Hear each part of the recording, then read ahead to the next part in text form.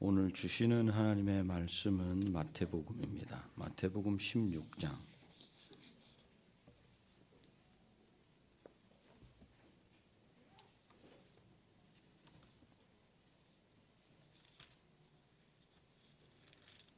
마태복음 16장 13절에서부터 21절까지입니다.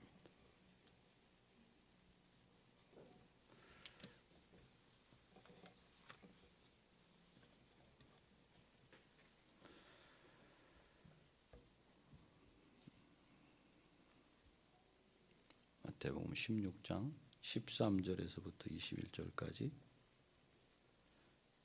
한 절씩 교독합니다. 예수께서 빌립보 가이사랴 지방에 이르러 제자들에게 물어 이르시되 사람들이 인자를 누구라 하느냐?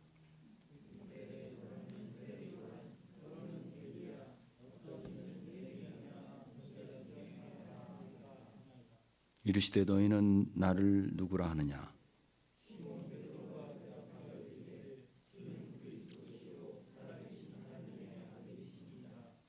예수께서 대답하여 이르시되 바요나 시몬아 내가 복이 있도다. 이를 내게 알게 한 이는 혈육이 아니요 하늘에 계신 내 아버지시니라.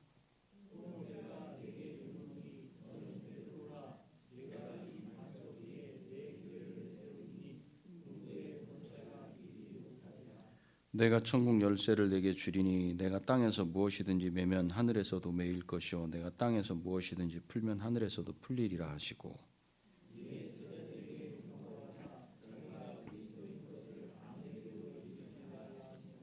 이때로부터 같이 읽습니다. 이때로부터 예수 그리스도께서 자기가 예루살렘에 올라가 장로들과 대제사장들과 서기관들에게 많은 고난을 받고 죽임을 당하고 제3일에 살아나야 할 것을 제자들에게 비로소 나타내시니. 아멘.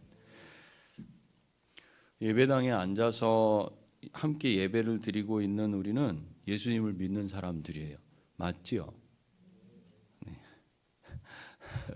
새삼스럽게 그런 질문을 합니까? 그렇다고 해서 우리의 믿음의 고백이 다 같지는 않을 수 있습니다.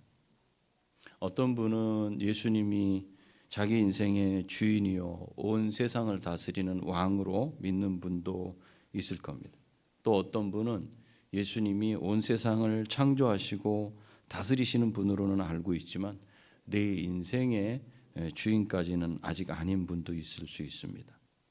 또 어떤 분들은 예수님이 십자가에서 왜 죽으셨는지 아직 이해가 되지 않는 분도 있을 것이고 내가 죄인이라는 내가 왜 죄인인가 이것도 받아들이지 못하는 분도 있을 수 있습니다. 이렇게 한 공간에 앉아서 한 하나님께 예배를 드리고 있지만 우리 믿음의 정도, 신앙을 고백하는 정도는 다를 수 있다는 거죠. 이런 믿음의 차이는 과연 어떻게 극복이 될 수 있고 해결이 될 것인가? 오늘 말씀을 통해서 답을 좀 얻기를 원합니다. 그리고 제자들이 고백했던 주는 그리스도시요 살아계신 하나님의 아들이십니다라는 고백이 한 자리에 앉아있는 우리 모두의 입으로 나오게 되는 고백이 되기를, 그런 은혜를 경험하는 시간 되기를 바랍니다. 오늘 본문은 예수님이 사역을 시작하신 지 3년째 9월경에 있었던 이야기예요. 3년째 9월경이라면 이제 앞으로 10, 11, 12, 1, 2, 3, 4 7개월 있으면 예수님은 십자가에 달려 죽으셔요. 7개월 전에 있었던 이야기예요.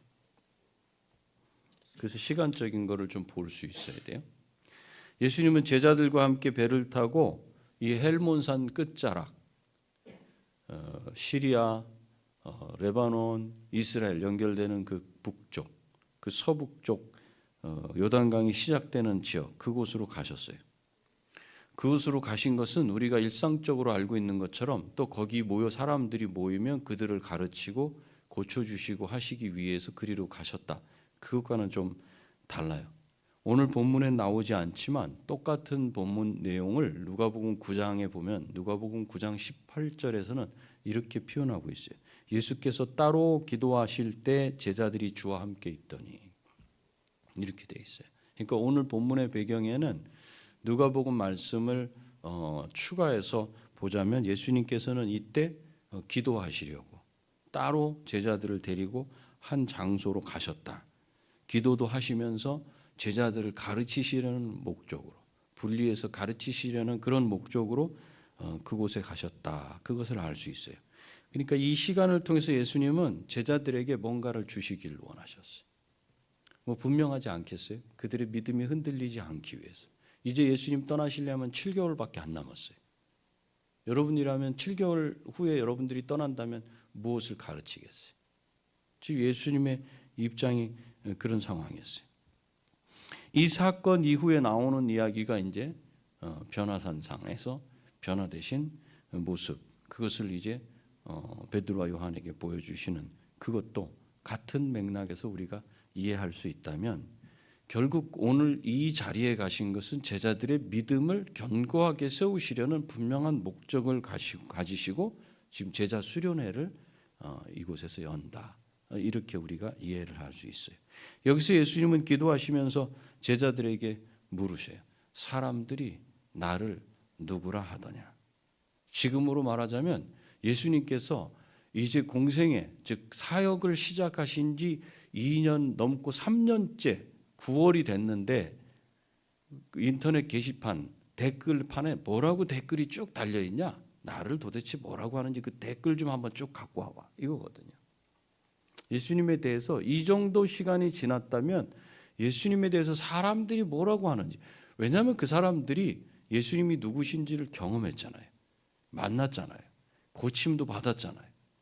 귀신도 내쫓음 받고 아픈 거 회복되는 거 경험했고 놀라운 역사들을 다 봤잖아요. 그러고 났으니 이제는 그들이 뭐라고 댓글을 쓰질 않았겠느냐, 뭐라고 했느냐 이거예요. 예수님의 질문에 대답을 해요. 그게 14절 말씀이죠. 더러는 세례 요한, 더러는 엘리야, 어떤 이는 예레미야나 선지자 중에 하나라 하나이다. 이 대답은 지금 사람들이 예수님을 누구라 하는지 물어보고 나니까 예수님 물어보시니까 나가가지고 한번 일일이 물어봐봐. 다 조사를 하고 온 지금의 이야기가 아니에요. 오병이어 사건이 있기 전에 예수님의 공생의 3년 초반 6월절 때에 예수님이 어떤 분이신지에 대해서 사람들이 말하는 내용이 나와요. 그게 마가복음 6장에 나오는데 뭐라고 나오냐면 6장 14절부터인데 이에 예수의 이름이 드러난지라 헤롯 왕이 듣고 이르되 이는 세례 요한이 죽은 자 가운데서 살아났도다.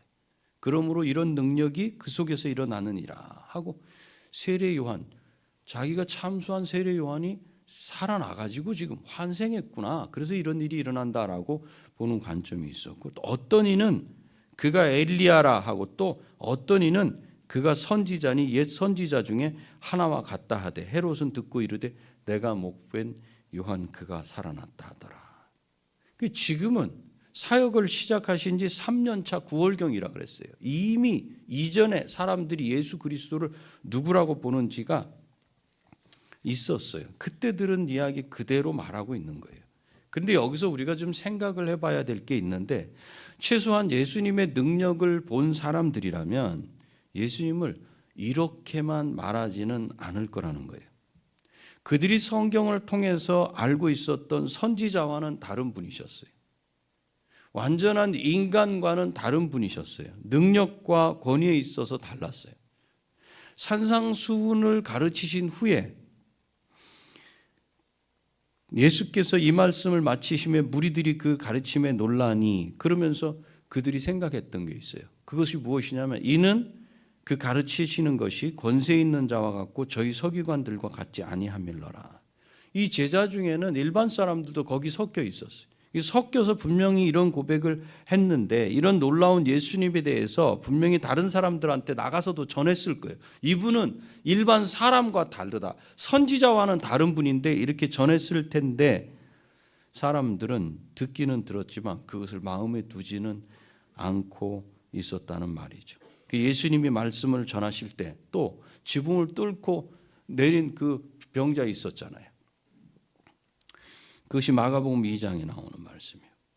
그 병자를 달아내린 이 하반신을 쓰지 못하는 그 사람에게 예수님이 뭐라 그러셨어요? 네 죄가 사함을 받았다. 이렇게 말씀하셨어요. 그러자 서기관들이 이렇게 말해요. 이 사람이 어찌 이렇게 말하는가? 신성모독이로다. 오직 하나님 한 분 외에는 누가 능히 죄를 사하겠느냐. 이 말은 죄를 사하는 권세가 이분에게 있다면 이분은 선지자 중에 한 사람이 아니라 하나님이 맞다. 이런 이야기거든요. 거꾸로. 그래서 예수님이 인자가 땅에서 죄를 사하는 권세가 있는 것을 알게 하려 하노라 하시면서 그 능력을 보이셔요. 그러면서 하시는 말씀이 일어나 내 상을 가지고 집으로 가라. 그러니까 하반신을 못 쓰던 사람이 거기서 뻘떡 일어나 가지고 자기 상을 가지고 그냥 걸어갔어요. 죄사함을 선언하신 예수님이 그냥 입으로만 선언하신 것이 아니라 이런 능력이 예수님에게서 나가는 분이시다라는 걸 실증해 보이셨어요. 사람들한테 이미 다 그런 걸 보이셨어요. 이런 예수님의 능력을 본 사람이라면 예수님이 도대체 누구시지라는 생각을 해야 된다는 거예요. 그냥 능력이 나타나요. 안진뱅이가 일어나요. 눈 못 보던 사람이 앞을 볼 수 있어요. 귀가 막혔던 사람이 열려요. 능력이 있으신 분이시구나. 그냥 사람 중에 한 분이네. 이게 아니라 그걸 넘어서 생각해야 된다는 거예요. 예수님은 그걸 계속 보이셨어요. 죄사함의 권세가 하나님께만 있다라는 걸 알아요. 그래서 그 죄사하는 권세를 선언하셨어요. 사람들은 받아들일 수 없어요. 그래서 예수님이 바꾸시잖아요. 일어나 내 상을 들고 걸어가라. 이 능력이 있으신 분이 누구냐면 그냥 능력만 행하는 사람이 아니라 하나님이신 것을 보여주셨어요. 38년 된 병자를 두 번째 유월절에 고치신 일로 그걸 안식일에 했다고 이 박해를 받잖아요. 그때 요한복음 5장 17절에서 예수께서 그들에게 이르시되 내 아버지께서 이제까지 일하시니 나도 일하노라. 내가 누구라는 거예요? 하나님 아버지와 내가 누구라는 관계? 아들이라는 거예요. 하나님의 자녀요. 나는 하나님이라는 거예요. 하나님을 친아버지라고 했다고 또 신성을 모독했다고 예수님을 죽이려고 했던 거예요. 이렇게 유대인들이 생각하는 예수님은 그저 한 인간에 불과했어요. 예수님은 계속해서 나는 완전한 인간이지만 하나님의 아들이다. 하나님이 보내신 하나님의 아들이다. 이것을 수없이 말씀하시고 가르치셨지만 받아들이지 않아요. 예수님에게서 나타나는 신적인 능력이나 권위는 보이지 않았던 거예요. 우리 안에도 말씀을 통해서 수없이 내가 하나님이다. 내가 구원자다. 나밖에는 하나님께로 갈 길이 없다. 말씀하시는데도 여전히 그것이 문자로만 들릴 뿐 권위 있고 능력 있으신 하나님으로 받아들여지지 않는다면 오늘 여기 사람들처럼 고백할 수밖에 없어요. 세례 요한이 환생했다. 엘리야가 온 거다. 선지자 중에 한 사람일 뿐이다. 이렇게밖에는 고백이 안 돼. 그래서 우리가 같이 있지만 우리 안에 신앙의 고백이 이 수준에 머물고 있다면 그분은 나와 별 다를 게 없어요. 그래서 예수님께서 이제 사람들이 다른 그 댓글, 사람들이 나를 누구라고 하더냐 이렇게 물으셨을 때 그 댓글을 쭉 검색해 보니까 하나님이 보내신 선지자를 뛰어넘지 못해. 그 선지자나 나나 별 차이 없는 그냥 하나님께 쓰임 받는 한 사람 정도에서 머물러 있어요. 이 신앙 고백을 가지고는 우리가 기도할 대상으로 삼지 못하죠. 그 이름으로 하나님 앞에 나가려고 우리 마음이 결정을 하지는 못해요. 그러면 약해질 수밖에 없어요. 흔들릴 수밖에 없어요.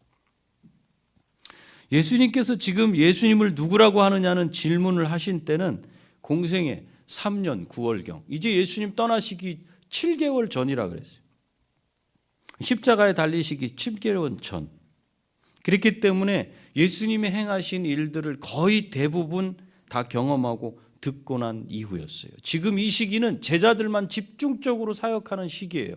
사람들은 이미 예수님이 누구신지 다 경험했고 그분에 대해서 듣고 어떤 분인지 생각할 충분한 정보, 내용이 있었고 실증이 있었고 깨달아 알 시간까지도 있었어요.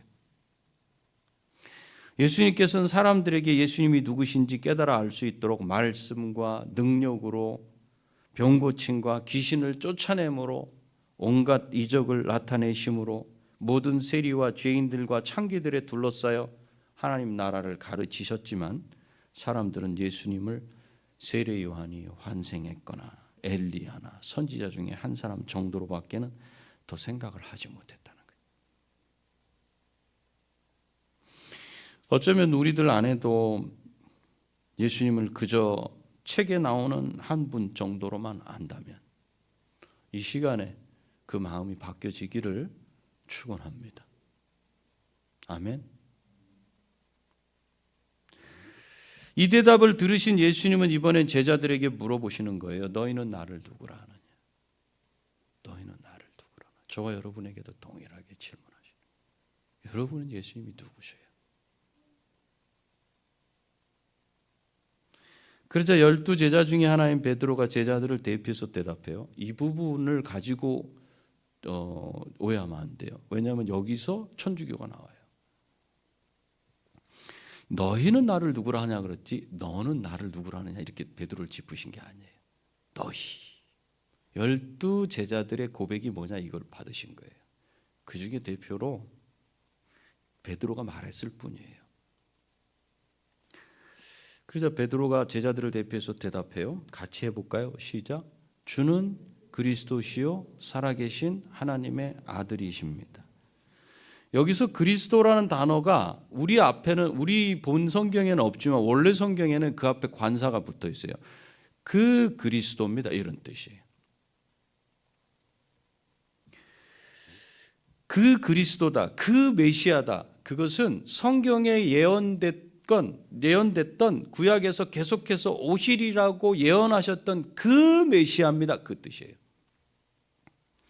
이건 어디까지 거슬러 올라가냐면 창세기 3장까지 거슬러 올라가요. 아담과 하와가 죄를 지었을 때 창세기 3장 15절에서 여자의 후손이 뱀의 머리를 밟을 것이고 뱀이 여자의 후손의 뒤꿈치를 상하게 할 것이라고 했던 그 여자의 후손이 오실 것이라는 그 말씀까지 거꾸로 올라가는 거예요. 그가 왔다는 거예요. 지금 예수님이 누구십니까?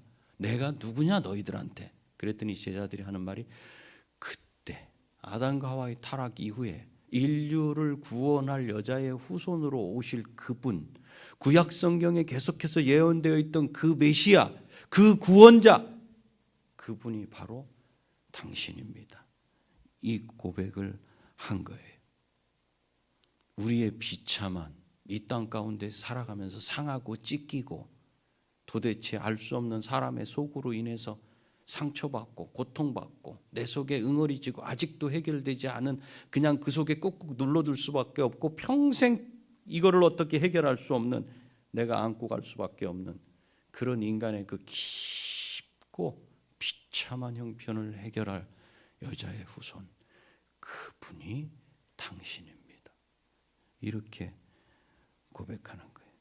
그 그리스도시요. 예수님과 함께 지내면서 가르침을 듣고 이적을 본 제자들의 입에서 예수님이 누구시냐라고 질문하셨을 때 사람들의 질문이 배경에 있지만 그것이 현재 나의 고백에 영향을 분명히 미쳐요, 안 미쳐요? 미쳐요. 사람들의 고백이. 그런데 그 고백을 뚫고 이 베드로와 12제자의 입에서 툭 터져나온 고백이 무엇인가? 예수님이 이 비참한 인간을 건지시기 위해서 오실 여자의 후손이요 구약에 예언되었던 그 메시아입니다. 그리고 살아계신 하나님의 아들이십니다. 이 고백을 한 거예요. 그 메시아는 누구예요? 여자의 후손, 인간의 하나님이에요. 인간이죠. 완전한 인간이고 그 뒤에다 뭘 붙여요? 살아계신 하나님의 아들이라 그러니까 누구예요? 결국은 하나님이시라는 거예요. 여기서 어떤 고백을 한 거예요? 완전한 인간이시면서 완전한 하나님이십니다. 이 고백을 누가 했어요? 제자들이 했어요. 다른 사람들은 그런 하나님을 경험하고서도 그냥 선지자 중에 하나, 엘리야, 이건 세례 요한이 환생했다. 이 정도로 정의하지만 제자들은 이구동성으로 인간이신 하나님, 인간이며 하나님이신 약속하셨던, 창세기부터 약속하셨던 그 보내리라 하시고 오시리라 하셨던 그 약속하신 하나님의 아들입니다. 그리스도입니다. 라고 분명하게 고백을 해요. 이 고백에 대해서 예수님은 베드로를 칭찬하시죠. 그리고 그 이름을 바꿔주셔요. 그리고 교회를 반석 위에 세우겠다고 말씀하셔요. 제가 이 부분은 초점을 맞추지 않겠어요. 이 사실 오늘 본문은 교회가 세워지는 근본적인 그리스도, 이 교회론에 대한 말씀이지만 제가 여기에 초점을 안 맞춰요. 제 제자들은 이런 고백을 못하. 사람들은 왜 이 고백을 못하느냐? 제자들은 왜 이 고백을 하게 됐느냐? 여기에 오늘 초점을 좀 맞추고 싶은 거예요. 이 가톨릭에서는 여기 이 반석 위에 세우겠다 한 이 말씀을 가지고 그 반석이 누구냐? 베드로다. 베드로. 그래서 그 교회, 이 가톨릭의 교회는 이 교황을 중심으로 교황이 그 천국 문을 여는 열쇠도 갖고 있다. 이렇게 나간 거예요. 그러나 분명하게 원어로 봐서 여기 이 반석이란 단어는 반석이란 단어의 그 성별은 여성이에요. 여성으로 쓰여요. 페트라. 그리고 이 베드로를 베드로라 부르겠다 하신 이 베트로스는 남성이에요. 다른 말이에요. 어원은 같지만 형이 달라요. 베드로를 지칭해서 말씀하신 게 아니에요. 그러나 이 가톨릭 쪽에서는 이 반석이라는 그 단어를 베드로로 그대로 보고 이 베드로 초대 교황을 베드로로 삼아서 지금 계속 교황 중심으로 가고 있지 않습니까? 이렇게 가는 거예요. 잘못 해석된 거예요. 뭐 이건 잠깐 설명을 하고, 어찌 됐건 교회를 반석 위에 세우시겠다고 했는데 그때 당시에 반석이 판신전이라고 하는 헬라의 그 판신전과 로마의 황제 신전이 있었던 그 바위 위에 세우시겠다는 거예요. 지금 사람들은 이 로마를 어떻게 물리치고서 우리의 나라를 형성할 것인가의 생각을 하지만 이 세상의 중심이 되는 세상 위에 하나님의 교회를 이렇게 세우시겠다고 분명하게 여기다 선언하시면서 음부의 권세, 이 세상의 권세가 절대로 교회를 위협하지도 못하고 교회를 좌지우지하지 못할 것이라는 말씀을 하셨어요. 그리고 예수가 그리스도라는 사실, 그것을 발설하지 말라 이렇게 말씀하셔요. 예수가 그리스도다. 예수가 그리스도라는 뜻은 바로 그 오시리라고 했던 그 메시아를 그 메시아가 지금 여기 오셨다 이거예요. 근데 이거를 말하지 말라는 건 아직 예수님의 때가 아니에요. 7개월이나 더 남아 있어요. 그 메시아라고 하면 그것을 이 제자들이 밖에 말을 하면 예수님이 지금 아직 기간이 7개월이나 남았는데 위험한 상황을 접할 수도 있어요. 그래서 당부하시는 거예요. 발설하지 말아라. 그리고 그 이후로부터, 이 고백이 난 이후로부터 예수님이 고난받아서 십자가에 죽으셔야 하는 것을 이렇게 말씀하셔요. 그것으로 끝나지 않고 이제 이 제자들이 어떻게 살아야 할지를 25절에서 말씀하셔요. 이게 다 연결이 돼 있어요. 이 신앙의 고백 다음에 너희들이 이제는 어떻게 살아야 될지, 그걸 25절에 누구든지 제 목숨을 구원하고자 하면 잃을 것이요 누구든지 나를 위하여 제 목숨을 잃으면 찾으리라 이렇게 말씀을 하셨어요.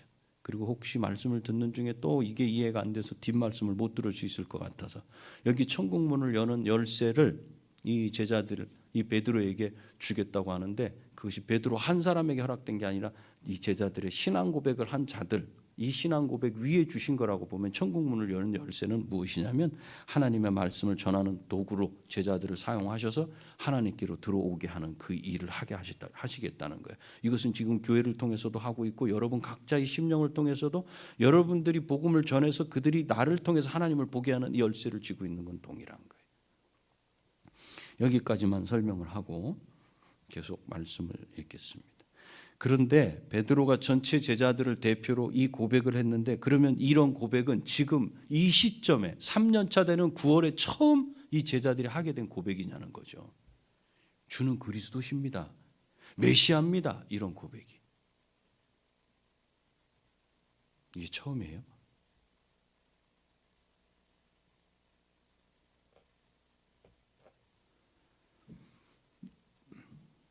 예수님을 따라다니면서 듣고 배우고 능력을 보고 나니까 이제 그분 그 그리스도구나 이 고백이 처음이냐. 메시아라는 이 고백이 이 제자들 안에 있는 예수님은 메시아다. 처음 아니에요. 지금 이걸 보려고 그러는 거예요. 이게 첫 고백이 아니야. 예수님께서 세례 받으시고 40일 동안 광야에서 시험 당하신 후에 세례 받으시던 곳으로 다시 돌아오셔요. 거기서 5명의 제자를 부르신 사건 기억하세요? 지금 저기 표시되어 있죠. 그죠? 첫 번째 유월절 전이에요.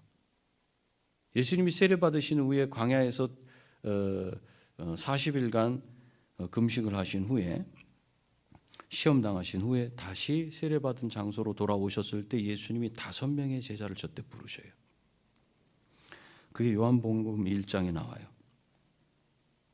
요한복음 1장에 보면 제자들을 부르실 때 시몬의 형제 안드레가 뭐라고 시몬에게 베드로에게 얘기를 하냐면 우리가 메시아를 만났다. 41절이에요. 요한복음 1장 41절. 우리가 메시아를 만났다 이렇게 말해요. 그리고 49절에 나다나엘도 하나님의 아들이다 이렇게 고백하는 장면이 나와요. 이런 고백을 하면서 부름받은 제자들, 결국은 메시아다, 예수 그리스도가 메시아다라는 이 고백이 이미 처음부터 이들 안에는 있었다는 거예요. 자, 예수님이 메시아라는 고백을 했어요. 그럼 이 메시아라는 고백이 그 메시아냐, 그 그리스도냐, 아니면 그리스도냐, 이 차이가 있을 수 있겠죠. 여기서 이 고백을 하고 5 제자들이 예수님을 따라다녔는데 계속 따라다녔어요? 계속 따라다니지 않았어요. 예수님은 이때 부른 제자들을 데리고 올라가시면서 하신 첫 번째 일이 뭐였죠? 가나의 혼인잔치에서 뭐가 뭘로 변하는? 물이 포도주로 변하는 그 이적을 베풀어 주시면서 그것을 누구를 위해서 베풀어 주셨다 그랬어요? 그 일을 하고 났더니 그 마지막에 결론적으로 제자들이 믿게 되었다 이렇게 해요. 결국은 그 가나의 혼인잔치 누구를 위해 베풀어 준 거냐면 제자들을 위해서 베풀어 주신 거예요. 그러니까 제자들의 믿음을 위해서 그걸 베풀어 주셨어요. 그리고 제자들은 이미 예수님이 메시아다, 하나님의 아들이다, 하나님의 어린 양이다, 이 고백이 요한복음 1장에 5 제자를 부를 때 벌써 그 고백이 있었어요. 그런데 이들이 그 이후에 1년 동안은 예수님을 계속해서 따라다녔는가? 그렇지 않아요.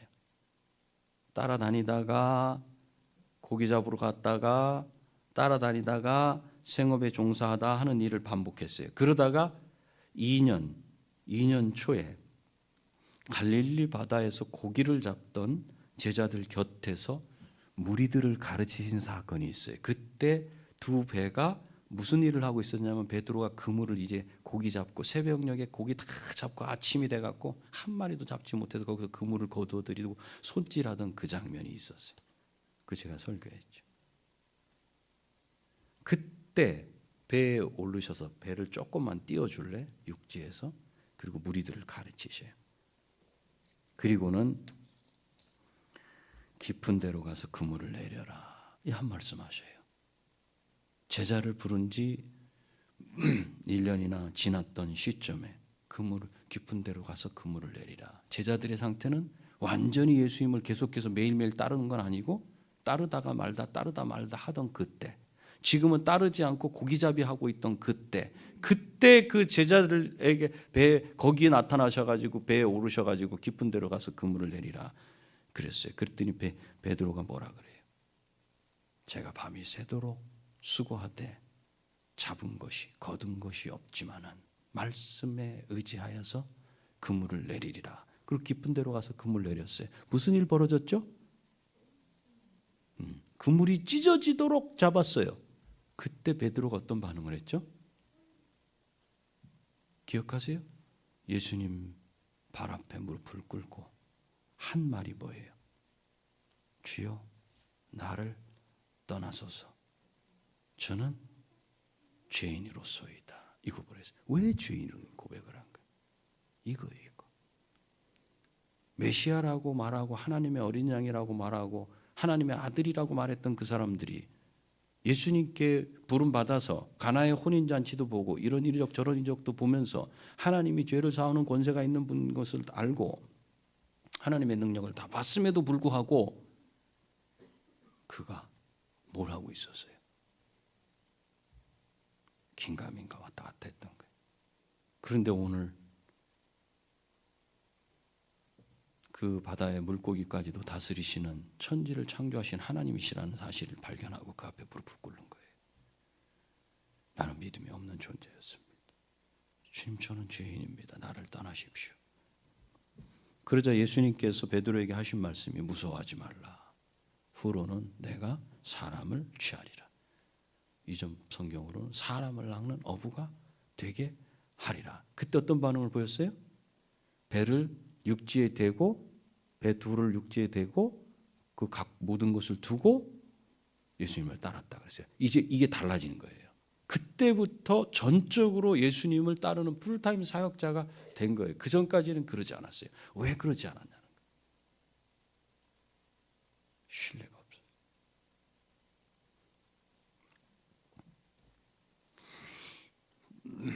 그러니까 처음 1년은 드문드문 예수님의 말씀을 들으면서 제자로 살았다면 이제 2년 차부터는 예수님께 딱 달라붙어 가지고 말씀을 듣고 능력을 보는 이제 전임 사역자로 예수님을 따랐던 거예요. 그리고 지금은 적어도 예수님을 전적으로 따라 나선지 지금 이 시점, 저기 노란 표시가 되어 있는 저 시점은 2년 초에 그렇게 따랐다 그랬으니까 3년이 되는 9월쯤이 됐으니까 지금은 1년 반쯤이 지난 시간이에요. 그 고백 이후에. 그러니까 전임 사역자로서 최소한 1년이 지난 그 시점에 이때 예수님이 누구신지 물으시는 거예요.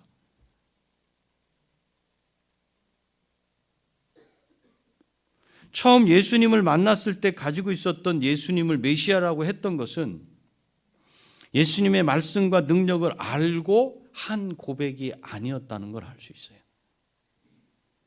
그동안 히브리인들이 전통적으로 가지고 있었던 그리고 교육받아왔던 조상들이 물려준 유전을 통해서 가지고 있었던 메시아, 그 메시아관이었어요. 그런 메시아 개념을 가지고 예수님을 메시아로 고백하며 따랐어요. 그냥 알고 있었고 들어왔고 교육받았던 그걸로 그냥 따라온 거예요. 그러니까 생업에도 종사하고 때로는 부흥회에도 가고 왔다 갔다 하면서 그 믿음이 견고히 세워지지 않고 있었던 거예요. 그런데 지금은 그로부터 한 1년 반이라는 시간이 흘렀다는 거죠. 적어도 1년 반은 집중적으로 예수님이 누구신지를 곁에 붙어서 알 수 있는 훈련과 교육이 있고 난 이후였어요. 그렇기 때문에 그들이 가지고 있었던 메시아가 오셔서 자기 민족을 구원하시고 대적들로부터 자유케 해서 다윗이 다스리는 시대처럼 그 넓은 영토를 차지하고 지금 이스라엘 백성들이 갖고 있는 그 민족주의적인 구원, 그 구원관을 갖고 있어요. 그 메시아관을 갖고 있어요. 마카비 혁명 때처럼 한 청년이 나서 가지고 그가 선도해 가지고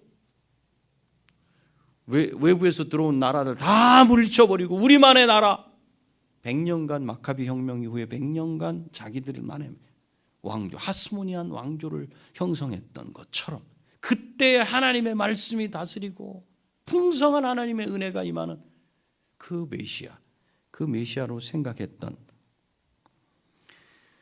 그 사상에서 지금은 벗어나게 됐다는 거예요. 이들이 갖고 있었던 예수님을 보고 메시아입니다, 하나님의 아들입니다 했던 그것은 이런 거예요. 그러니까 그 예수 그리스도에게 뭘 기대했겠어요? 최소한 100년을 이렇게 독립해서 살았던 것처럼 그런 일을 해주실 분으로 계속 믿고 따랐던 거예요. 근데 언제 그 일을 하시냐는 거예요 도대체. 그 생각이 바뀌는데 얼마나 시간이 걸렸는가.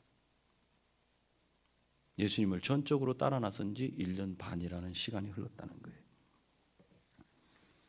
이제 말씀을 맺을게요. 이렇게 분명한 신앙 고백은 시간이 지나야 할 수 있다는 걸 우리는 여기서 좀 알기를 원하는 거예요. 여러분이 똑같이 앉아 있지만 여러분 안에 이 주님을 누구로 예수 그리스도를 정말 나의 주인으로 받아들이시고 그분만이 하나님께로 인도하는 길이요 진리요 생명이고 나는 그 예수 그리스도 때문에 새 생명을 얻은 존재라는 그 고백은 쉽게 나와지지가 않는다는 거예요. 시간이 필요해요. 이 신앙 고백을 한 이후로 예수님은 본격적으로 예수님의 이 고보죽사를 말씀하시기 시작해요. 분명한 신앙 고백이 있은 후에야 성경에서 말씀하시는 주님의 음성이 들리기 시작해요. 전에는 보이지 않고 들리지 않았던 말씀이 이제는 성큼성큼 다가와서 내게 말을 걸어. 가까워져요. 신자는 이것처럼 신앙 고백으로 모인 공동체예요. 오늘 주님은 내게도 물으셔요. 너는 나를 누구로 아느냐? 여러분에게 물으셔요. 여러분 왜 이 자리에 모여 있어요? 예수님이 여러분에게 누굽니까 도대체? 나에게 분명한 신앙의 고백이 있어요. 예수 그리스도가 나한테 누구냐? 나와 예수가 무슨 상관이 있느냐? 여전히 예수님 때문에 하나님 아버지께 예배드린다고 하고 있지만 내 인생의 문제는 그분이 해결할 수 없을 정도로 아주 꼬이고 그냥 꼬여서 이건 풀어낼 수 있는 장사는 없어요.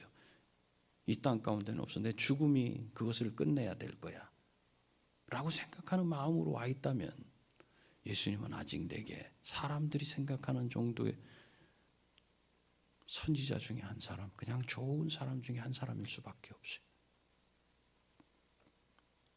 내가 믿는 예수님이 내 죄를 위해 하나님께서 보내셔서 십자가에 달려 죽게 하시고 부활하게 하신 그 하나님의 아들이신 예수 그리스도가 맞습니까?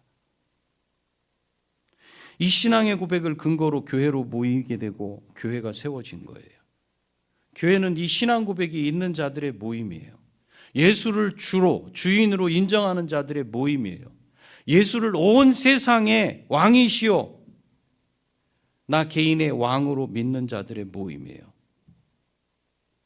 그리스도 예수님을 통해서만 하나님 아버지께로 나아갈 수 있음을 인정하고 믿고 그리스도 예수님의 이름으로 기도하는 자들의 모임이 교회예요. 내 입을 열어서 한번 그 기도를 할 때 그 기도의 가치는 온 세상을 다스리시는 하나님이 들으시는 기도의 가치예요. 그렇기 때문에 내가 함부로 발설하기 어려워요. 한번 기도할 때 그냥 떠벌떠벌 말을 못해. 잠깐 멈춰야 돼. 내 이 고백을 하나님이 들으시는 것이기 때문에.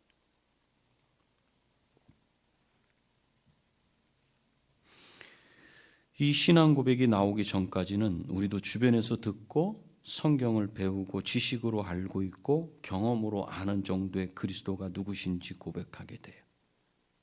그냥 댓글 달리는 정도의 그리스도? 바뀌어 또 누가 댓글을 이렇게 달면 그래 그건 그런 분인가? 그러나 예수 그리스도를 믿는 믿음이 들어오기 시작하면 아는 정도가 바뀌게 돼요. 근데 그 변화의 그 바뀜, 그 일은 어떻게 해야 되는가? 열심히 기도하세요. 그 성경을 여러 번 읽으셔야 돼요. 쓰면 훨씬 좋겠죠. 그리고 예배에 빠지지 마세요. 그러면 그 일이 이루어집니다. 그게 아니에요. 그렇게 되는 게 아니에요. 열심히 특심이면 여러분도 그 고백을 할 수 있습니다. 그 믿음 생깁니다. 그 변화의 일은 성령님께서 하셔요. 내 손에 있지 않아요. 하나님께 있어요. 내가 말씀을 읽고 들어도 예수님이 나를 위해 십자가에서 죽으신 일이 믿어지지 않고 왜 나를 위해 죽으셔야 됐는지, 내가 왜 죄인인지 받아들여지지 않을 수 있어요. 그래서 이 자리에 오자면 그냥 그 씨름을 할 수 있어요. 왜 꼭 예배를 드려야 돼? 그냥 쉬면 안 돼? 집에서? 쉬세요. 집에서 더 잠을 자요.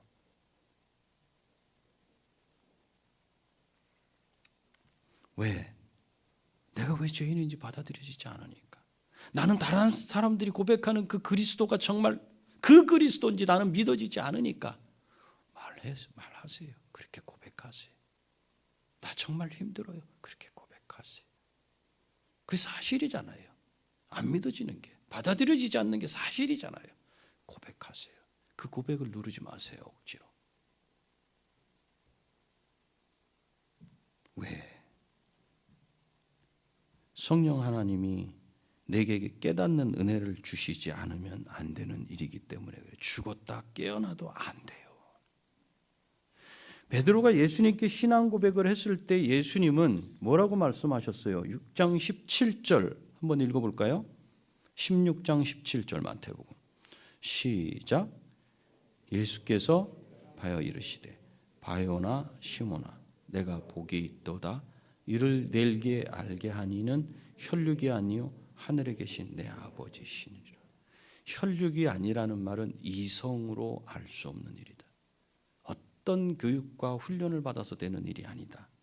그것으로는 예수님이 누구신지 깨닫지 못한다. 여러분이 혹시 예수님이 누군지 깨닫지 못해가지고 방황하고 그것 때문에 힘들어한다면 당연한 겁니다. 그거는 되지 않아요. 어떤 가르침을 받는다고 해서도 되는 게 아니에요. 여러분의 이성으로 믿어지지 않아요. 성령 하나님께서 내게 깨닫는 은혜를 주시면 그때서야 이 믿음이 들어와요. 그러면 예수를 내 인생의 주인으로 고백하게 돼요. 그때부터 내 신앙이 자라게 되는 거예요. 그러면 내가 어떻게 살아야 할지도 말씀을 통해서 이제는 그때 들어오기 시작하는 거예요. 왜 자꾸 인생을 사는데 이렇게 해라 저렇게 해라 사랑해라 마라 주는 것이 받는 것보다 복이 있다. 왜 자꾸 그러시는 거예요 도대체? 네가 받고자 하는 대로 다른 사람을 대접해라. 왜 그러시는 거예요? 나를 이렇게 힘들게 하지 말아요. 오늘도 또 뭘 하래. 오늘도 또 뭘 하래. 이게 아니라 이 믿음이 들어오기 시작하면 그때서야 비로소 그게 나보고 이렇게 해라 저렇게 해라가 아니라 믿는 믿음의 백성이 어떻게 살아야 되는지 가르쳐 주시는 꿀팁으로 들어오는 거예요. 아, 나는 오늘 득템했다 이러고 가져가는 거예요. 그전에는 이게 아니에요. 그전에는 그냥 나를 고통스럽게 하는 예배가 고통스러워. 말씀을 읽는 게 고통스러워. 말씀을 읽으면 왜 그렇게 나한테 하라 마라가 자꾸 있는지 성질이 나는 거예요. 그러나 이 신앙의 고백이 이 믿음이 들어오기 시작하면 어떻게 해서 성령께서 나를 깨닫게 하시기 시작하면 그때부터 어떻게 살아야 되는지도 나한테 보약같이 들어와요. 그때부터는 내가 먹으면 내 몸이 자라게 돼요. 힘을 얻게 돼요. 그 전까지는 힘을 얻지 못해요.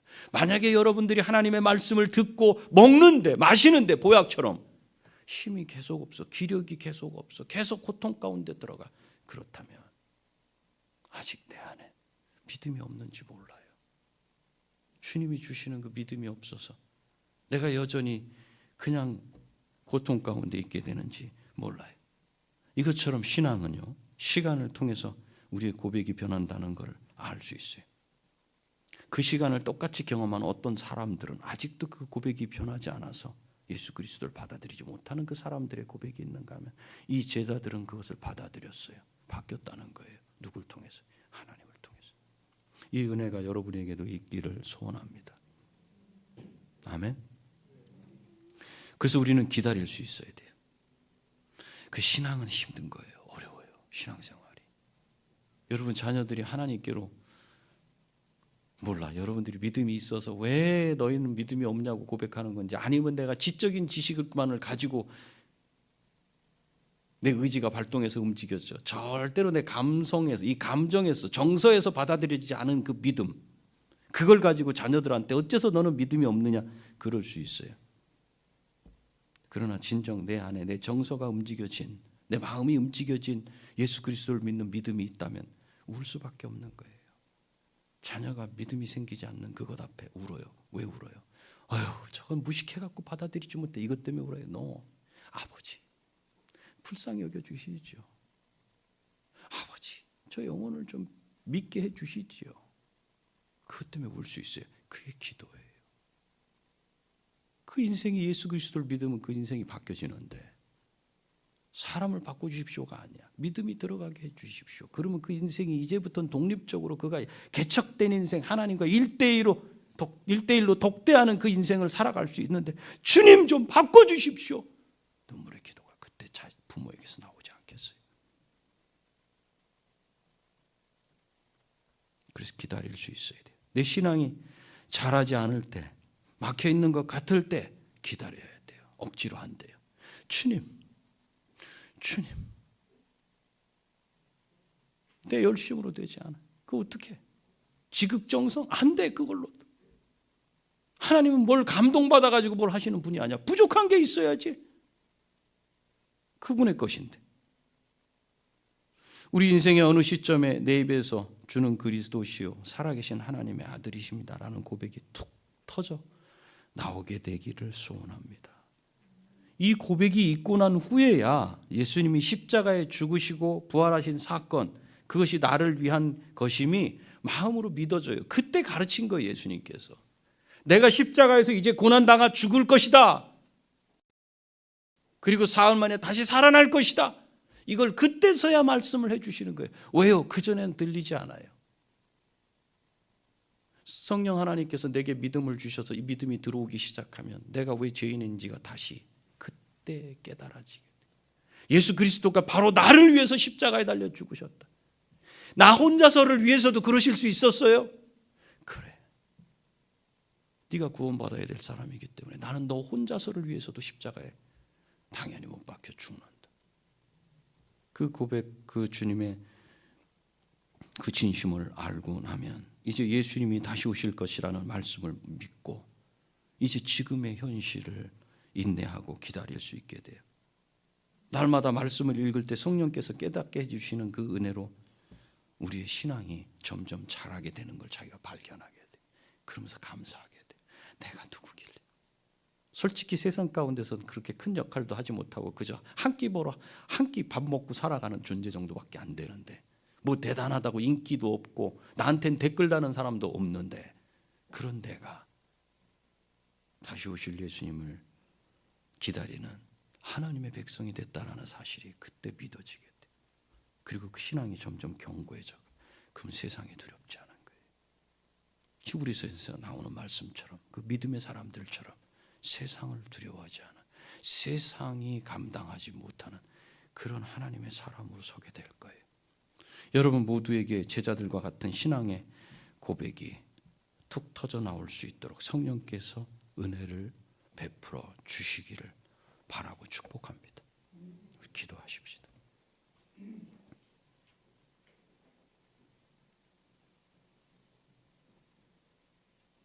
우리의 신앙의 고백이 억지로 나오지 않아요. 이 시간 성령님, 내 이 좁디 좁은 이 밴댕이 속 같은 이 속, 이 마음의 문을 좀 열어주시고 예수 그리스도의 죽으심이 나를 위한 죽으심이라는 사실이 내 뼛속부터 땀으로 냄새로 밖으로 나오도록 나를 좀 붙들어 주시고 그래야 주님의 말씀 따라서 사랑과 용서와 기다림과 인내와 소망을 품을 수 있을 것 아닙니까? 주님 나를 좀 붙잡아 주십시오. 나를 좀 기억해 주십시오. 우리 시간 기도하겠습니다.